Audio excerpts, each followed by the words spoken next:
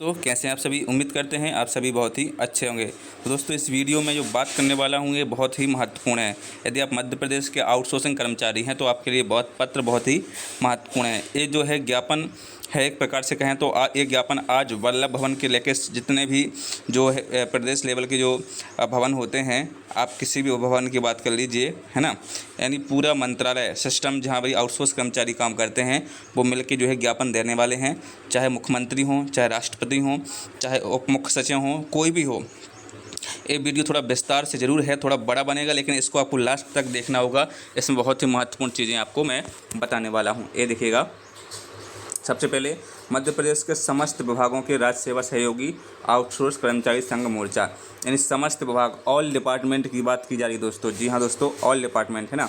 एक किस किस को ज्ञापन दिया जाना है, ये देखिए, भारत के राष्ट्रपति, माननीय मुख्यमंत्री मध्य प्रदेश शासन, माननीय प्रधानमंत्री भारत सरकार, मुख्य सचिव मध्य प्रदेश शासन, अपर मुख्य सचिव सामान्य प्रशासन विभाग, माननीय उपराष्ट्रपति विभाग जीएडी मध्य प्रदेश, माननीय श्रम मंत्री, है ना, प्रमुख सचिव लोक सेवा सामान्य प्रशासन विभाग, प्रमुख सचिव नगरीय प्रशासन विभाग, लोक स्वास्थ्य एवं परिवार कल्याण विभाग, रोज, है ना, माननीय सामाजिक न्यायिक जो रक्षा मंत्री होते हैं, अधिकारिता मंत्री होते हैं, प्रमुख सचिव नगरीय प्रशासन एवं विकास विभाग मध्य प्रदेश, माननीय वित्त मंत्री भारत सरकार, प्रमुख सचिव ऊर्जा विभाग मध्य प्रदेश शासन, प्रमुख सचिव श्रम विभाग मध्य प्रदेश शासन, राष्ट्रीय मानवाधिकार आयोग भारत सरकार, प्रमुख सचिव वाणिज्य कर विभाग मध्य प्रदेश शासन, महानिदेशक निगम मंडल पोर्टल संचालन प्राधिकरण मध्य प्रदेश शासन। तो इन सभी को ये पत्र जो है पहुंचाया जाएगा। आज जो भोपाल की राजधानी है, मध्य प्रदेश की राजधानी भोपाल में जो भी मंत्रालय हैं, सभी मंत्रालय के आउटसोर्स कर्मचारी इकट्ठा होकर समस्त विभागों के आउटसोर्स कर्मचारियों के लिए, है ना।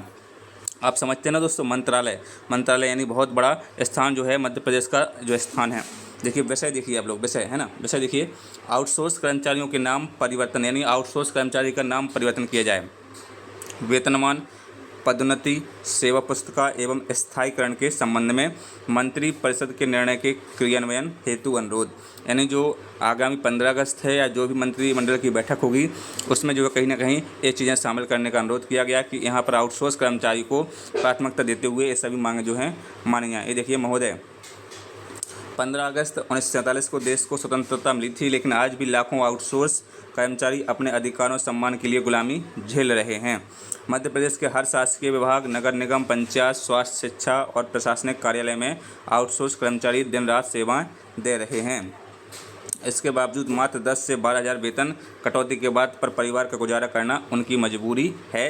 यह वेतन परिवार के लिए रोजी रोटी, शिक्षा और इलाज तक को चुनौती बना देता है। सामान्य निवेदन है कि मध्य प्रदेश शासन के विभिन्न विभागों में वर्षों से कार्यरत आउटसोर्स कर्मचारी जो अपनी दक्षता, ईमानदारी और परिश्रम से राज्य की प्रशासनिक एवं विकासात्मक गतिविधियों में योगदान दे रहे हैं, आज भी संविदात्मक अनिश्चितताओं और सामाजिक भेदभाव का सामना करना पड़ रहा है। आंकड़ों का विश्लेषण, कुल अनुमानित आउटसोर्स कर्मचारी लगभग इतना है ना, आप देख सकते हैं 9 लाख के लगभग यहाँ पर अनुमानित लगाया गया है कि इतना कर्मचारी इसमें हैं। औसत मासिक वेतन 30,000 के समथिंग है। कुल मासिक वेतन ये देखिए पूरा 2700 करोड़ रुपए है। बिचौलियों को दिया गया 15%, कभी कभी 20% तक इसमें से दिया जाता है। शासन द्वारा पूर्व से आदेशित परसेंट 10% से अधिक नहीं है। चार्ट, यहाँ पर चार्ट बताया गया कि बिचौलियों द्वारा शोषण उसका संभावित विकल्प, यानी जो आउटसोर्स एजेंसियाँ होती हैं, जो कंपनियाँ होती हैं, वो कितना यहाँ से पैसा जो है लेती हैं। 5% फर्जी सेवा प्रभार, जो कंपनी उनके वेतन से प्रतिमाह कंपनी के बाउंसर ले लेते हैं। इन लगभग 135 करोड़ की राशि है जो हर माह जा रही है आउटसोर्स कर्मचारी के नाम से। 10% अधिकारी और बिचौलियों को अवैध भुगतान, यानी जो अधिकारी हैं और कंपनियां हैं अवैध भुगतान करते हैं। 3240 करोड़ रुपए प्रति वर्ष आउटसोर्स कर्मचारी की पगार से काटकर, यानी 3240 रुपये एक साल में काटा जा रहा है ना। 15% कुल हानि कुल बिचौलियों को जाता है, यानी 405 करोड़ रुपये जो है बिचौलिया ले जाते हैं, है ना। पक्ष कर्मचारी वर्तमान स्थिति, यानी कर्मचारी का 15% कमता है। वेतन कटौती, शोषण, भविष्य असुरक्षित पूर्ण वेतन, सरकारी लाभ, सामाजिक सुरक्षा। शासन स्तर से ये देखिए, शासन का 3240 करोड़ रुपए प्रति वर्ष हानि होती है शासन को, है ना। यह राशि सीधी EPF, gratuity, bonus, pension fund उत्पादन में की जाती है। परिवार अस्थिरता, शिक्षा, स्वास्थ्य संकट, स्वायत्त सम्मान, ग्रामीण उत्थान। राज्य शासन के कर्मचारियों के समतुल्य लागू किए जाए।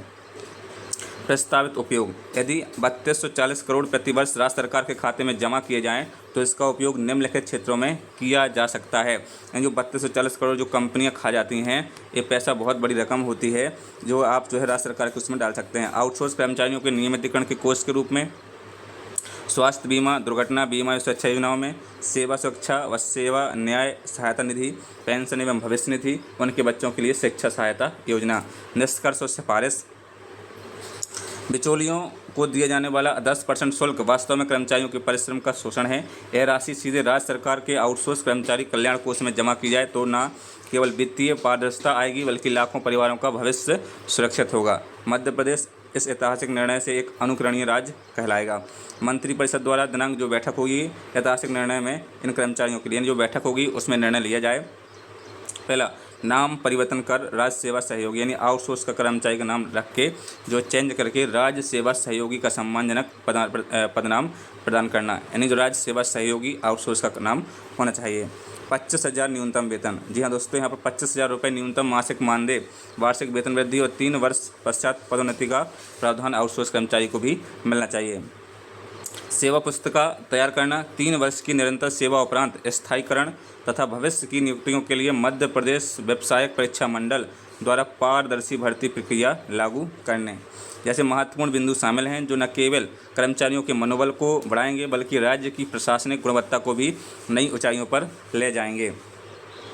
संवैधानिक आधार। यह निर्णय भारतीय संविधान निम्नानुसार प्रकाशित कर रहे हैं। अनुच्छेद 14, अनुच्छेद 16, अनुच्छेद 21, अनुच्छेद 23, अनुच्छेद 38, अनुच्छेद 39, अनुच्छेद 42, अनुच्छेद 43, अनुच्छेद 47, यानी सभी अनुच्छेद को आप आराम से पढ़ सकते हैं। ये सभी अनुच्छेद के तहत जो है मांग कर रहे हैं। संविधान के प्रावधानों को व्यवहार में लाकर आउटसोर्स जैसे अमानवीय शब्द के स्थान पर गर्ममय पदनाम लागू करती है। पदनाम परिवर्तन और प्रवास। ये देखिए पदनाम जो है, यदि आप आउटसोर्स हेल्पर हैं तो आपको सहायक लोक सेवा कर्मचारी रखा जाना चाहिए। यदि आप डाटा एंट्री ऑपरेटर हैं तो आपको सूचना सहायक कर्मचारी रखना चाहिए। अनुबंध सफाई कर्मी हैं तो स्वास्थ्य रक्षक सहायक, निजी गार्ड हैं तो नागरिक सुरक्षा सहायक, कार्यालय सहायक हैं तो आपको राज्य कार्यालय सहायक का नाम मिलना चाहिए। यह पदनाम संविधान के भाग 3 एवं भाग 4 की भावना के अनुरूप होंगे और सभी संबंधित कर्मचारियों को राष्ट्रीय लोक सेवा सहयोगी की श्रेणी में लाया जाए। अवकाश के बारे में यहाँ पर बात की गई दोस्तों। वार्षिक अर्जित अवकाश। प्रत्येक कर्मचारी को प्रतिवर्ष न्यूनतम 30 दिन अर्जित अवकाश का अधिकार दिया जाए। अवकाश की गणना प्रत्येक माह के कार्य दिवसों के अनुपात में किया जाए। एक वर्ष में उपयोग न होने पर यह अगले वर्ष में जोड़ा जाए और अधिकतम 300 दिन तक जमा करने की अनुमति दी जाए। अवकाश नकदीकरण। सेवा समाप्ति, सेवानिवृत्ति या स्थायीकरण के समय अप्रयुक्त अर्जित अवकाश का पूरा नकद भुगतान किया जाए, है ना। नगद भुगतान की गणना, ये नगद भुगतान की गणना है दोस्तों। मासिक मूल वेतन भागे 3 गुणे अप्रयुक्त अर्जित अवकाश के दिन।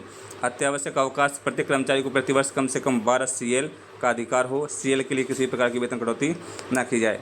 अधिसूचित अवकाश। शासन द्वारा घोषित सभी राजपत्र छुट्टियां राष्ट्रीय, धार्मिक एवं सांस्कृतिक नियमित कर्मचारियों के समान आउटसोर्स कर्मचारियों पर भी लागू हो।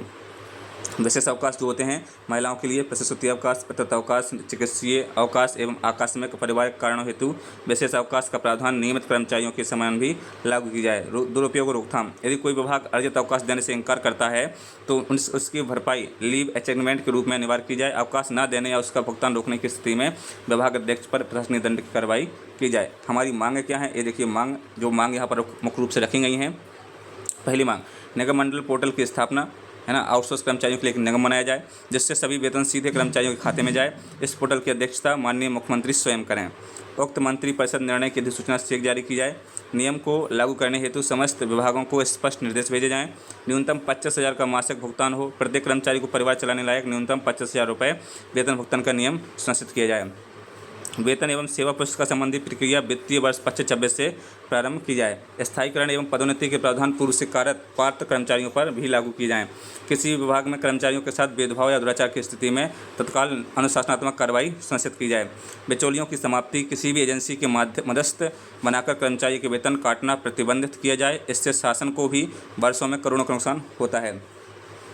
स्थायित्व की नीति। वर्षों से कार्यरत कर्मचारियों को चरणबद्ध रूप से नियमित किया जाए या स्थायी संविदा नीति बनाई जाए। भ्रष्ट अधिकारियों की जांच हो। जो अधिकारी एजेंसियां बिचौलियों को बढ़ावा देते हैं उनके विरुद्ध विजिलेंस एवं EW से जांच कराई जाए। उक्त पृष्ठ क्रमांक 2 से 4 तक बिंदुओं की मंत्रिपरिषद में लाया जाना। समानुकूलित प्रतिगमनात्मक विचार अनुकूलन लागू किए जाए।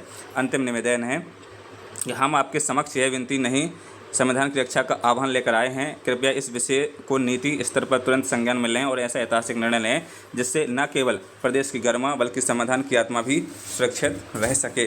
आशा है कि आपकी संवेदनशीलता एवं दूरदर्शी नेतृत्व में यह निर्णय शीघ्र लागू होगा और राष्ट्र सेवा सहयोग के सम्मान में स्थिरता और जीवन स्तर में ऐतिहासिक सुधार होगा। भवदीय हस्ताक्षर या आउटसोर्स कर्मचारी संगठन है दोस्तों। ये जो ज्ञापन है आज दिया जाएगा। जी हाँ दोस्तों, आज ये ज्ञापन जो है वल्लभ भवन से लेकर सभी मंत्रालय के कर्मचारी मिलकर एक ज्ञापन दे रहे हैं जिसमें बड़े बड़े कर्मचारी नेता शामिल होंगे और एक ज्ञापन को जो है मंत्री परिषद से लेकर भारत सरकार से लेकर राष्ट्रपति, मुख्यमंत्री, श्रम मंत्री, श्रम विभाग सभी को पत्र भेजा जाएगा। तो कहीं ना कहीं इस वीडियो को आप बहुत से ज़्यादा शेयर करिए, हर सोशल मीडिया प्लेटफॉर्म पर शेयर करिए क्योंकि ये वीडियो बहुत ही महत्वपूर्ण है, ये मांगे महत्वपूर्ण है, ये संपूर्ण जानकारी महत्वपूर्ण है, ये आउटसोर्स के हित में होना ही चाहिए। दोस्तों चैनल पर नए हैं, चैनल को प्लीज़ सब्सक्राइब कर लीजिएगा क्योंकि आने वाली तमाम अपडेट हम इसी के माध्यम से आपको देते रहेंगे। तो ये दोस्तों बहुत ही महत्वपूर्ण जानकारी है, शेयर करना मत भूलिएगा। जय हिंद दोस्तों, मिलते हैं नई वीडियो में नई अपडेट के साथ। Take care.